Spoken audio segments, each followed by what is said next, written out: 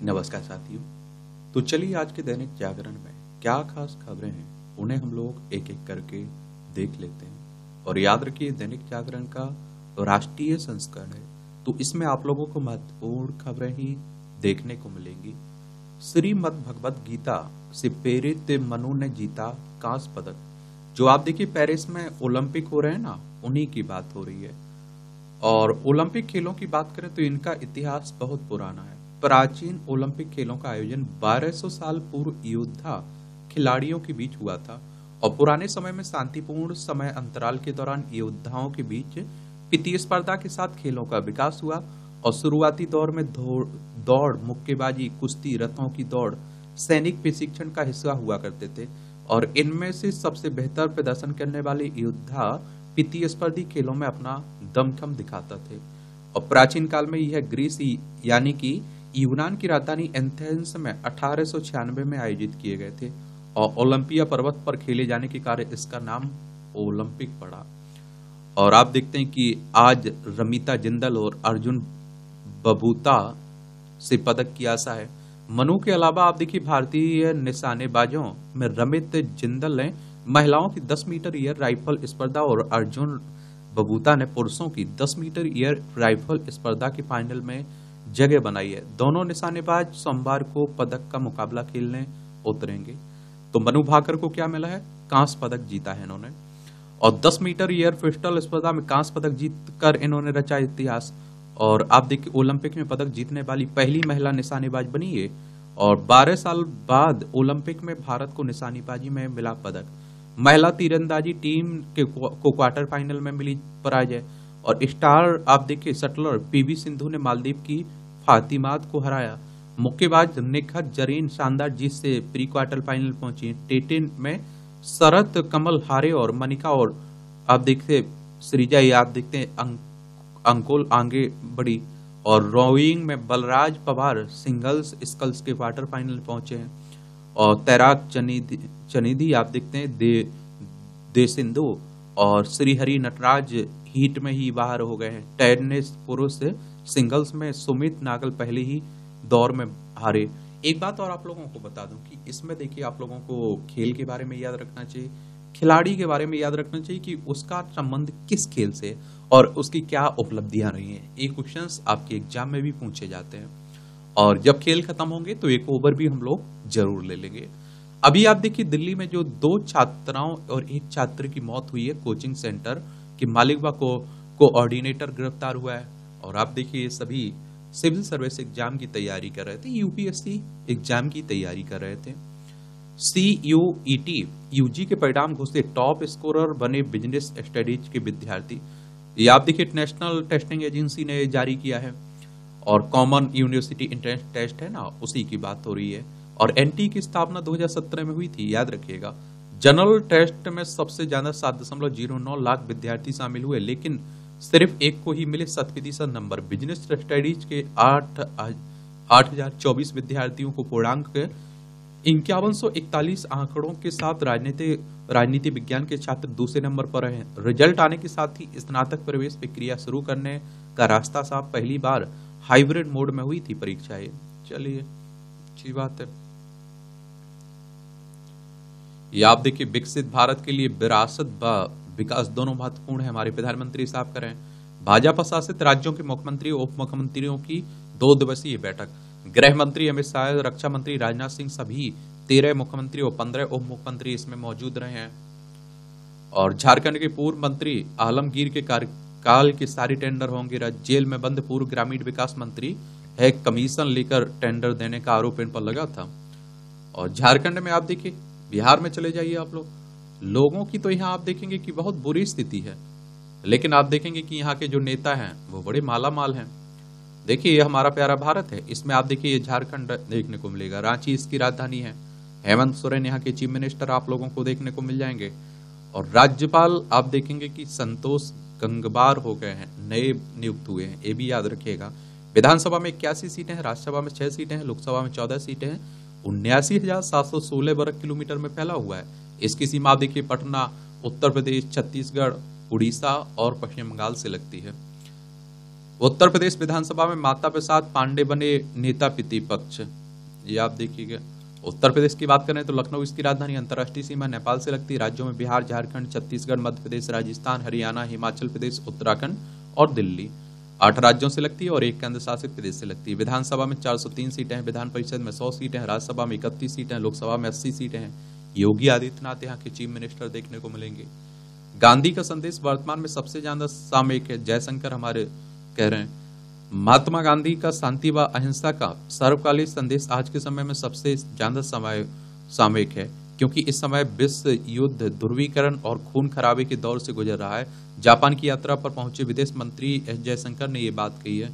मैंने आप लोगों से कहा है कि यहाँ के उनके चाहने वाले कुछ कहते रहे, लेकिन जो उनके नेता है ना, वो गांधी को हर जगह मानते हैं। माइक्रोसॉफ्ट आउटरीच का लाभ उठाकर क्राउड स्ट्राइक यूजर्स पर फिशिंग हमले चकमा देने के लिए खुद को क्राउड स्ट्राइक सपोर्ट स्टाफ के रूप में पेश कर रहे हैं साइबर अपराधी। देखिए, साइबर अपराधी का भी घूम रहे हैं, तो इसमें भी थोड़ा जागरूक बनिए आप लोग। और लालच जहां पनपती है वहां आप देखते हैं कि लुटने के चांस ज्यादा रहते हैं। तो बिना मेहनत के अगर कुछ कहीं मिल रहा है ज्यादा, तो इतना समझिए कि वहां कुछ तो गड़बड़ है। सुप्रीम कोर्ट की विशेष लोक अदालतें घटाएंगी मुकदमों का बोझ। इस सुप्रीम कोर्ट की 75वीं वर्षगांठ पर 5 दिवसीय विशेष लोक अदालत आज से प्रधान न्यायाधीश की पीठ समेत 7 विशेष पीठ बनेंगे और दोपहर 2 बजे से शुरू होगी कार्यवाही। वैवाहिक व संपत्ति विवाद, मोटर दुर्घटना, दावा, जमीन अधिग्रहण आदि मामलों का होगा निपटारा। 14,000 से ज्यादा केस सुनवाई के लिए पंजीकृत हुए विशेष लोक अदालत में। 300 से ज्यादा मुकदमे निपटारे के लिए लगे सोमवार को सुप्रीम कोर्ट की 7 अदालतों में। और सुप्रीम कोर्ट की बात करें तो हमारी सर्वोच्च अदालत है। संविधान के अनुच्छेद 124 के तहत सुप्रीम कोर्ट की स्थापना की बात की गई। 28 जनवरी 1950 में स्थापना उसकी हुई थी। ये आपकी राष्ट्रीय राजधानी से जुड़ी खबरें हैं। दिल्ली की बात हो रही है। विधानसभा में आप देखिए 70 सीटें हैं, राज्यसभा में 3 सीटें हैं, लोकसभा में 7 सीटें हैं। अरविंद केजरीवाल यहाँ के चीफ मिनिस्टर हैं। तो आप देखिए वही 3 बच्चों की मौत हुई है ना, तो अब आप देखते हैं कि राजनीति भी खूब हो रही है और छात्रों का प्रदर्शन भी हो रहा है।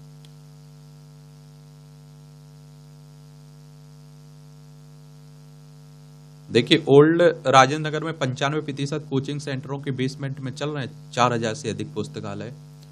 और बाद में आप देखते हैं कि इस तरह की दुर्घटना होती है तो राजनीति होने लगती है। वो इस पर आरोप लगाता है, वो इस पर आरोप लगाता है, और वही शुरू हो चुका है।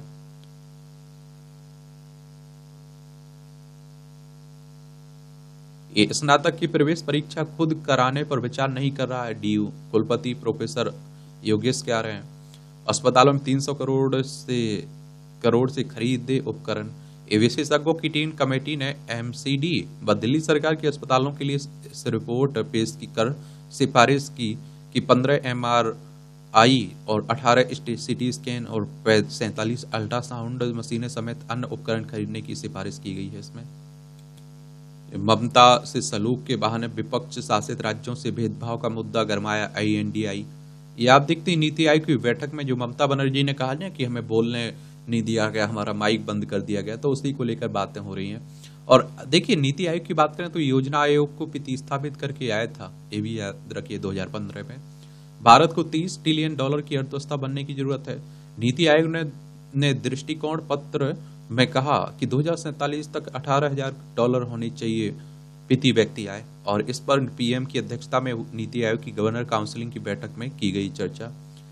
2047 तक विकसित भारत बनाने की बात हो रही है ना, तो इसमें आप देखते हैं कि राज्यों की भी बराबर क्या होना चाहिए, योगदान होना चाहिए, और दोनों मिलकर अगर काम करें तो अच्छा रहेगा। विश्व पटल पर तिरंगा लहराने का मौका दे रहा है ओलंपिक। PM मोदी ने देखिए खिलाड़ियों का उत्साह भी बढ़ाया और कहा यही। और देखिए योगी के बाघ मित्र कार्यक्रम को सराहा। उत्तर प्रदेश की योगी सरकार ने 2019 में शुरू किया था कार्यक्रम। पीलीभीत टाइगर रिजर्व में 8 वर्ष में 3 गुना से अधिक हुए बाघ है, आप देखेंगे। और विश्व बाघ दिवस भी 29 को आप देखते हैं कि मनाया जाता है, 29 जुलाई को, ये भी याद रखिएगा। और 2019 में आप देखते हैं बाघ मित्र कार्यक्रम शुरू हुआ, और पिछले अक्टूबर 2023 में बाघ मित्र ऐप का शुभारंभ किया गया था। चलिए, वर्तमान में आप देखते हैं पीलीभीत में 120 से अधिक बाघ मित्र बनाए जा चुके हैं, अच्छी बात है।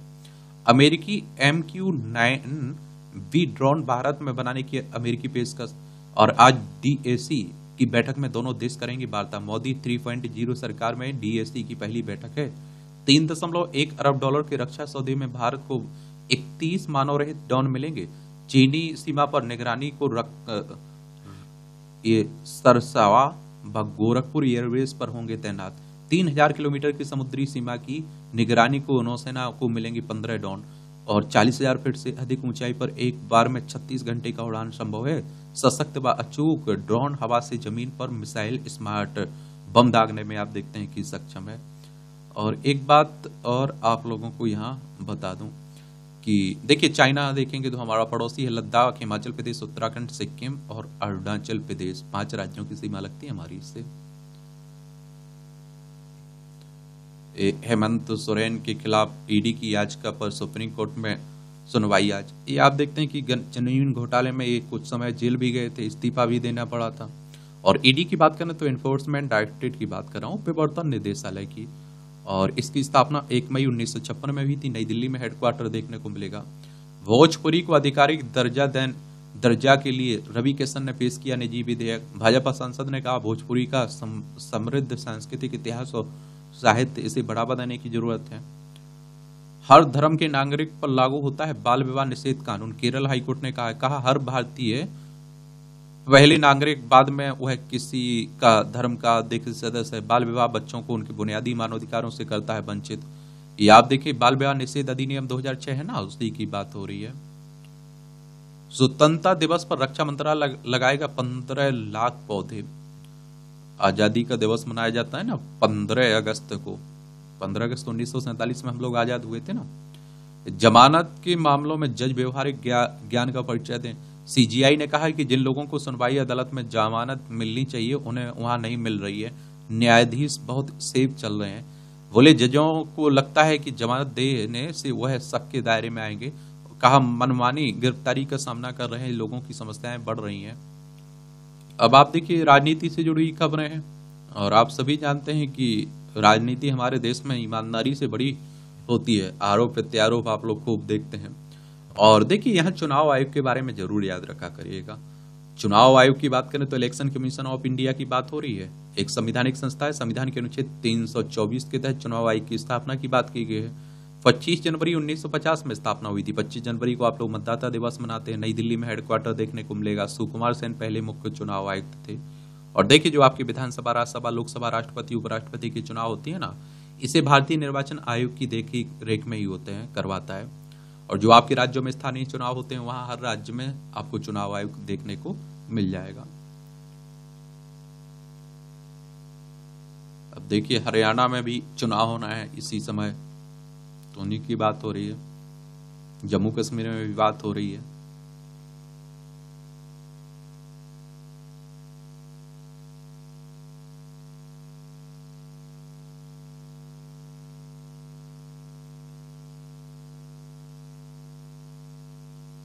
उत्तर प्रदेश का पंचायत सचिवालय देश के लिए बड़ा उदाहरण है। प्रधानमंत्री के समक्ष राज्य सरकार ने दिया योजना प्रेजेंटेशन। इसके तहत ग्रामीणों को गांव में ही मिल रहा है सरकारी सेवाओं का लाभ।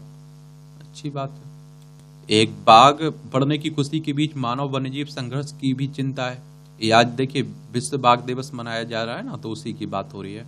आसान शिकार के लिए जंगल छोड़ आबादी के नजदीक आने लगे बाघ। ये आप देखते हैं कि सीटीआर में बाघों की संख्या तो 2006 में आप देखते हैं कि 100, ये आप देखिए 2010 में 186 और 2023 में 260 आप देखेंगे। हर साल बढ़ रहे हैं बाघों के हमले। ये रामनगर क्षेत्र की बात करें तो 15 साल में 37 लोग बाघ के हमले से मारे जा चुके हैं। और रूस से शुरू हुई बाघ बचाने की मुहिम कार्बेट में फलीभूत। यह दुनिया में बाघों की कम होती संख्या पर चिंतित 13 देशों के एक मंच पर आए। इसके तहत आप देखिए बाघों को बचाने के लिए भविष्य की रणनीति तय हुई। पूरी मुहिम पर नजर रखने के लिए ग्लोबल टाइगर इनिशिएटिव का गठन किया गया। इसके बाद 21 नवंबर 2010 को इस मुहिम को आगे बढ़ाने के लिए रूस के सेंट पीटर्सबर्ग में इंटरनेशनल टाइगर फोरम का गठन हुआ है। इसमें हर वर्ष 29 जुलाई को विश्व बाघ दिवस मनाने का निर्णय किया। और बाघ संरक्षण की मुहिम में शामिल देशों में भारत, बांग्लादेश, रूस, भूटान, कंबोडिया, चीन, इंडोनेशिया, लाओस, मलेशिया, थाईलैंड आप देखते हैं, और वियतनाम, म्यांमार, नेपाल आपको देखने को मिलेंगे। चलिए आप लोग यहाँ एक बात बताइए आप लोग बताइए कि टाइगर बाघ प्रदेश किसे कहते हैं आप लोग, चलिए बताइए ये बात, ठीक है। और ये आप देखिए, चलिए आपको बता देते हैं। देखिए अखिल भारतीय बाघ का अनुमान है 2022 की रिपोर्ट के मुताबिक मध्य प्रदेश में सबसे अधिक 785 बाघ थे। इसके बाद आप देखिए कर्नाटक में 563, उत्तराखंड में 560 और महाराष्ट्र में 444।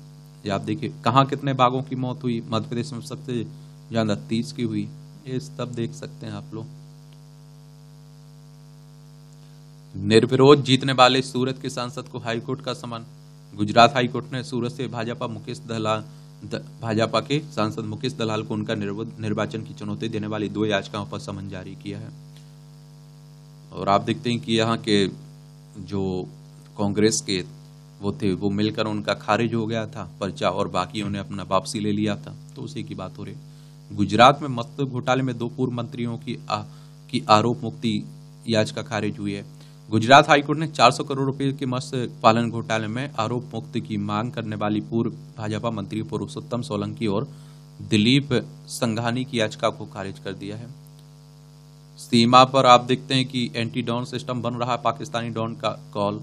ये पिछले वर्ष 111 ड्रोन की तुलना में इस वर्ष गिराए गए 126 ड्रोन, 25% एरिया में एंटी ड्रोन सिस्टम का परीक्षण सफल रहा है। ऐसे काम करता है एंटी ड्रोन सिस्टम। जैसे ही ड्रोन पाक सीमा से भारत की और उड़ान भरता है, एंटी ड्रोन सिस्टम से इसकी सूचना बीएसएफ को मिल जाती है। Anti drone system ballistic missile व लेजर जैसी अत्याधुनिक तकनीक से लैस होता है। सिस्टम में लेजर हथियार, रेडियो फ्रिक्वेंसी जैमर व जीपीएस जैमर सहित अन्य सुविधाओं के साथ 1000 मीटर की दूरी तक काम करता है। सीमा पर जब भी कोई ड्रोन एंटी ड्रोन सिस्टम की रेंज में आता है तो उसका सारा फीड किया हुआ प्रोग्राम खराब हो जाता है, जिससे वह अपने टारगेट को भूल जाता है। इसके चलते वह सुरक्षा एजेंसियों की गोलियों का शिकार हो जाते हैं। अब आप देखिए लद्दाख, जम्मू कश्मीर, पंजाब, राजस्थान, गुजरात, 5 राज्यों की सीमा लगती है हमारी किससे? पाकिस्तान से। पाकिस्तान की युवती से शादी करने वाले पर पहली पत्नी ने दर्ज कराई रिपोर्ट। चलिए अयोध्या में रामलला की आधारपीठ तक होगा शेषावतार मंदिर। चलिए अब आप देखिए अयोध्या में भव्य राम मंदिर बन चुका है ना, तो उसी की बात हो रही है। रतन भंडार की चाबी गायब करने के षड्यंत्र का सरकार करेगी पर्दाफाश। ये उड़ीसा में आप देखिए बातें हो रही हैं। ये रायबरेली जिले में घुसपैठियों ने हिंदू नामों से बनवा लिए जन्म प्रमाण पत्र। हमारे देश में आप देखते हैं कि सब हो जाता है जिस हिसाब से फर्जीवाड़े। बंगाल के 2 और जिलों को केंद्र शासित प्रदेश बनाने की मांग हो रही है। बच्चियां बनी मां खुद को संभालने, या फिर आप देखते हैं कि बच्चे या छोटी ही सी उम्र में निभानी पड़ रही है बड़ी जिम्मेदारी। भविष्य अधर में हिमाचल नागरिक पंजीकरण प्रणाली के आंकड़ों में दिखाई कड़वा सच। 15 वर्ष से कम में 11 और 15 से 19 वर्ष की उम्र में 2465 लड़कियां बनी मां। जनवरी 2024 में मंत्रिमंडल ने किया था वैवाहिक न्यूनतम उम्र 21 वर्ष करने का प्रस्ताव पास। और प्रेम प्रसंग भी बन रहा है उच्च शिक्षा में बाधा। ये आप देखिए आजकल इस तरह के मामले भी खूब आ रहे हैं। क्या कर सकते हैं, जागरूकता बढ़ाना जरूरी है। बाकी आप देख रहे हैं कि मानसून आ गया तो बादल फटने की बातें भी हो रही हैं। एकाएक वर्षा ज्यादा हो जाना। केंद्र ने बाढ़ संबंधी कानून के अनुपालन को अनिवार्य बनाने पर दिया जोर। और ये आप देखिए सीमा पर घुसपैठ वाले संवेदनशील हिस्सों की पहचान की जा रही। जम्मू कश्मीर पुलिस के डीजीपी ने कहा जम्मू कश्मीर अंतर्राष्ट्रीय सीमा का हर इंच सील किया जाएगा, क्योंकि पाकिस्तान की कोशिश रहती है आप देखते हैं कि अशांति फैलाने की। 3 किलो से कम वजन का 4 पहिया खरीद की तारीख से पहले पंजीकरण। कैग ने राजस्थान में परिवहन विभाग के रिकॉर्ड में कई गलतियां पकड़ी। अप्रैल 2016 से मार्च 2021 तक के 10.14 लाख मामलों का ऑडिट करवाने की बात हो रही है।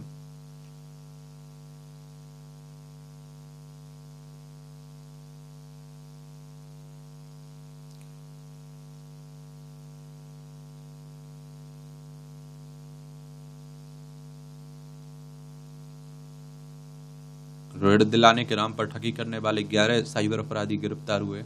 थोड़ा मैं कह रहा हूं ना आप के खूब लूट-फूट हो रही, ध्यान रखा करिएगा। सूख चुकी नदी को संकल्प से मिला नया जीवन, बदला 50,000 लोगों का जीवन। प्रयागराज की लपरी नदी सिल्ट भरने के कारण 20 वर्षों से थी सूखी, और युवा CDO और ग्रामीणों के संयुक्त प्रयास से मिली ये सफलता। अच्छी पहल है, ये आप देख लीजिए।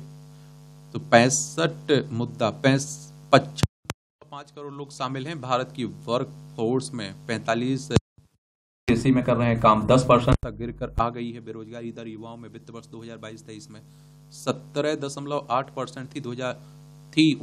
15 से 29 वर्ष के युवाओं में बेरोजगारी दर वित्त वर्ष 2017-18 में 37% हो गई है बढ़कर। महिला श्रम भागीदारी दर 2022-23 में 17-18 में 23 आप देखते हैं कि कितना 3% थी। रोजगार की राय, किसी भी देश में युवाओं की बड़ी आबादी उसकी ताकत होती है, लेकिन अगर इन युवाओं के पास कौशल ना हो, वे उत्पादक गतिविधियों से ना जुड़ें, तो उस देश की कमजोरी भी बन जाती है। भारत की स्थिति भी ऐसी है। पिछले कुछ वर्षों में बेरोजगारी एक बड़ी समस्या के तौर पर उभरी है। इस बार के लोकसभा चुनाव में भी इस समस्या की गूंज सुनाई दी है और चुनाव में सत्तारूढ़ दल को इसका नुकसान भी उठाना पड़ा। लोकतंत्र में वोट की ताकत को सर्वोच्च माना गया। शायद इसी का नतीजा है कि इस बार का बजट पूरी तरह से रोजगार और कौशल विकास पर केंद्रित है। युवाओं को रोजगार मुहैया कराने के लिए कई तरह की पहलों की घोषणा की गई। सरकारी क्षेत्र में सीमित अवसरों को देखते हुए सरकार ने इस प्रयास में निजी क्षेत्रों को भी शामिल किया है। ऐसे में यह पड़ताल अहम मुद्दा है कि बजट में प्रस्तावित कदम देश में बेरोजगारी की समस्या का समाधान करने में कितने कारगर साबित होंगे। इंटर्नशिप कार्यक्रम से बढ़ेंगी नौकरी और स्वरोजगार के अवसर।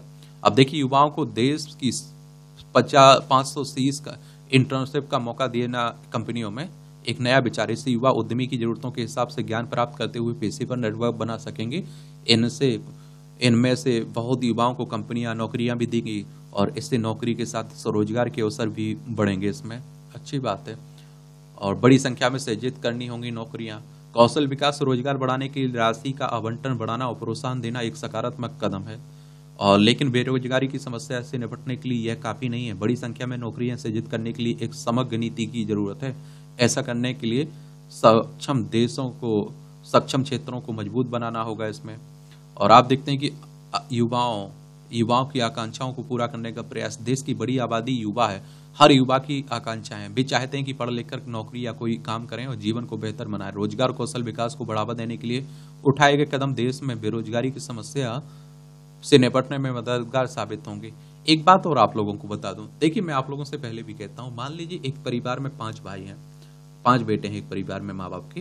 अब आप सोचिए, अगर उन्हें शिक्षा मिलती है, स्वास्थ्य व्यवस्था मिलती है, वो बहुत अच्छे से पढ़ लिखते हैं, वो कोई इंजीनियर बन जाएगा, कोई डॉक्टर बन जाएगा, कोई किसी और फील्ड में चले जाएगा, कोई कंप्यूटर से जुड़ जाएगा, कोई किसी और क्षेत्र में। आप सोचिए उस परिवार की स्थिति, उन बच्चों की स्थिति अच्छी रहेगी, उस राज्य की योगदान देंगे, राज्य की तरक्की में, देश की तरक्की में योगदान देंगे।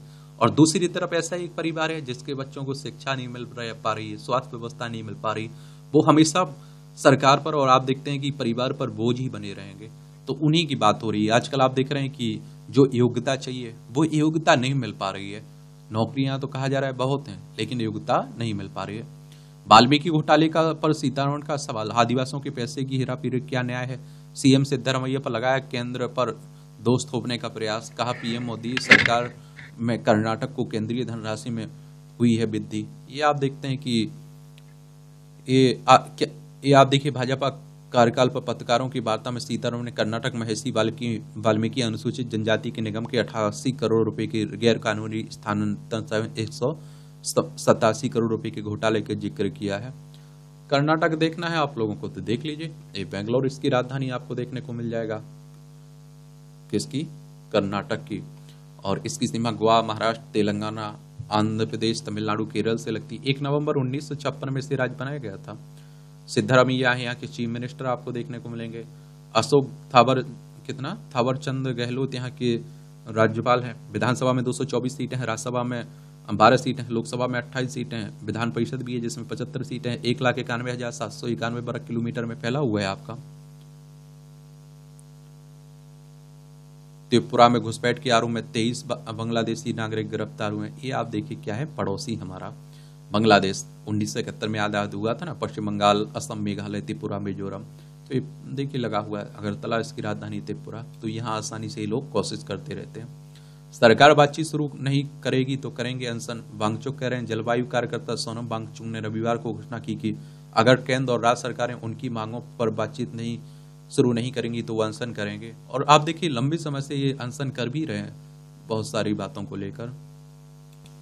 LIC का पूंजीकरण 44,000 करोड़ रुपए बढ़ा। अप्रैल जून तिमाही के दौरान इक्विटी म्यूचुअल फंड में निवेश 5 गुना बढ़ा। 94,100 करोड़ रुपए निवेश हुई बीती तिमाही के दौरान। 18,358 करोड़ रुपए का निवेश हुआ था अप्रैल जून 2023 में।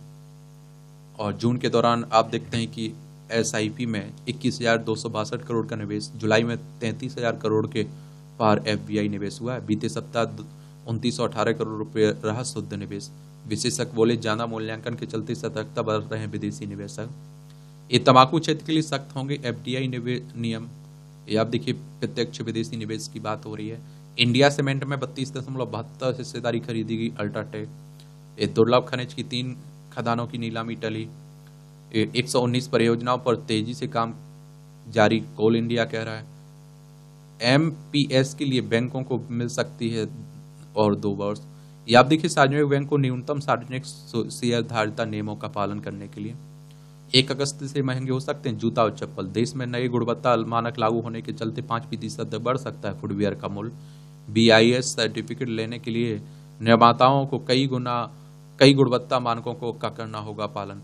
50 करोड़ से कम का कारोबार करने वाले फुटवियर निर्माता को इन नियम से रखा गया मुक्त।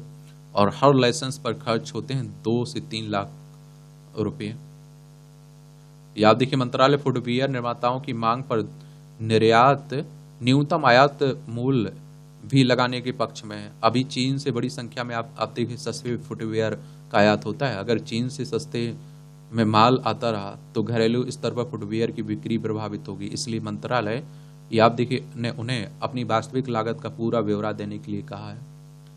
विदेश जाने वाले सभी के लिए जरूरी है टैक्स क्लियरेंस।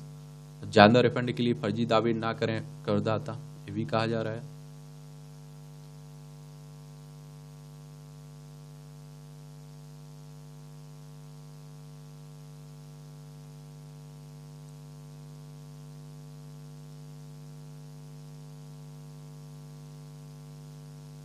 पतंजलि से जुड़े कोरोनिल मामले में फैसला आज। कोरोना महामारी के इलाज बताने के दायरे पर योग गुरु रामदेव के खिलाफ कई चिकित्सक संगठनों ने याचिका दायर की थी ना, तो उसी की बात हो रही है।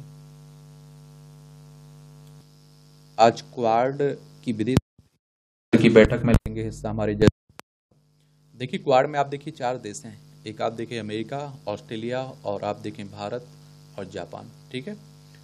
और क्वाड्रिलेटरल सिक्योरिटी डायलॉग, ये से पहले जयशंकर टोक्यो में अमेरिका के विदेश मंत्री एंटनी ब्लिंकन से बात की है। दोनों नेताओं ने द्विपक्षीय क्षेत्र भारत ने एक्स पर लिखा है कि हमने कई सहमति बनाई हुई, इसमें से कई मुद्दों पर की विस्तार से चर्चा की जाएगी।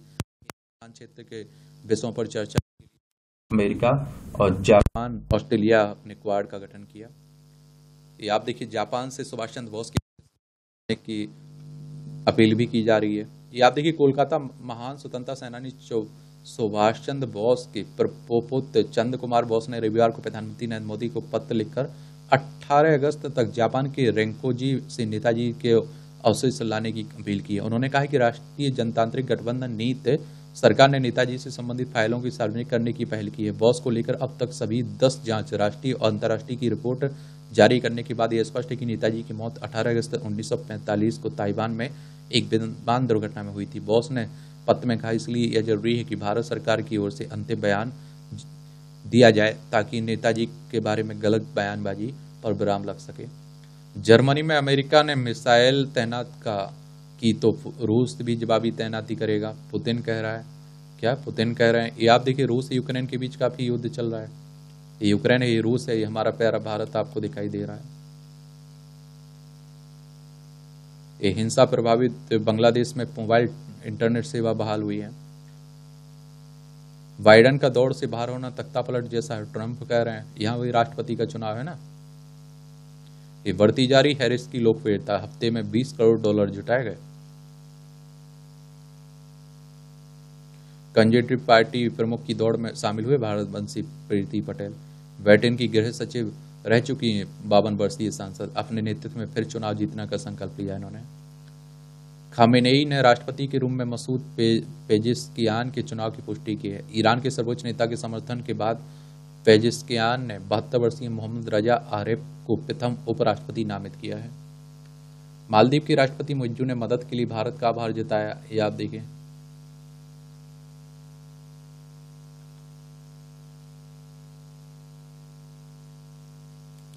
ये आप देखते हैं कि खेल का क्षेत्र है। और देखिए ओलंपिक में भारतीय निशानेबाजों की बात करें तो 2004 में राजवर्धन ने रजत पदक जीता था, 2008 में अभिनव बिंद्रा ने स्वर्ण पदक, 2012 में आप देखिए विजय कुमार ने रजत, 2012 में गगन नारंग ने कांस्य पदक, 2024 में मनु भाकर ने कांस्य पदक जीता है। चलिए अच्छी बात है। ये अब आप देखिए, होने दीजिए, जीतने दीजिए, हम लोगों की तरफ से शुभकामनाएं ही है। नडाल की विजयी वापसी अब जोकोविच से भिड़ेंगे, आप देखेंगे।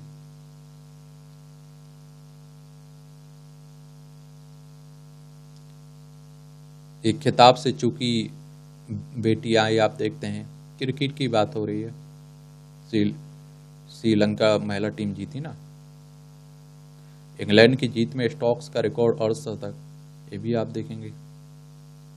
वर्षा से बाधित दूसरा T20 मुकाबला 7 विकेट से जीता भारत। गंभीर सूर्ययोग में पहली सीरीज जीता है। सेन नदी की जल गुणवत्ता को लेकर रद्द हुई ट्रायथलॉन स्पर्धा। प्रेमपत्र के स्त्री पात्रों की दुनिया, ये आप देखिए। हरिद्वार बना शैवालय, आस्था के मेले में भक्तों का सैलाव, ये आप देखेंगे।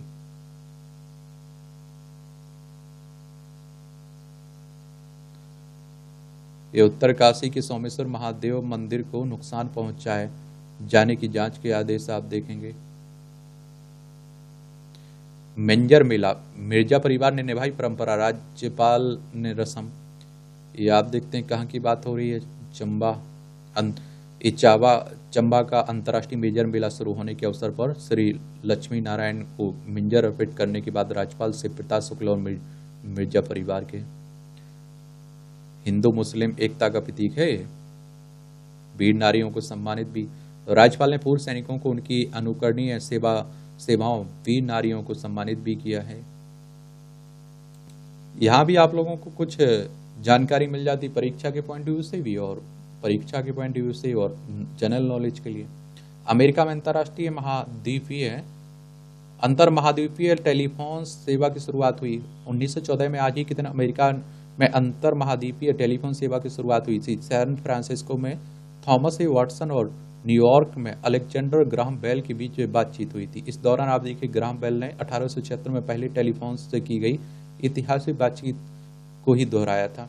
नासा की स्थापना के लिए अमेरिकी संसद ने पारित किया कानून, ये आप देखिए 1958 में आज ही अमेरिकी संसद ने national aeronautics and space and act पर हस्ताक्षर कर नासा की स्थापना की थी। 1 अक्टूबर को नासा ने अपना कामकाज शुरू किया था। 1997 में सोवियत संघ द्वारा पहले सैटेलाइट स्पुतनिक 1 के विक्षेपण के जवाब में नासा की स्थापना की गई थी। अमेरिकी अंतरिक्ष एजेंसी है। भारत की अंतरिक्ष एजेंसी कौन सी है बताइए?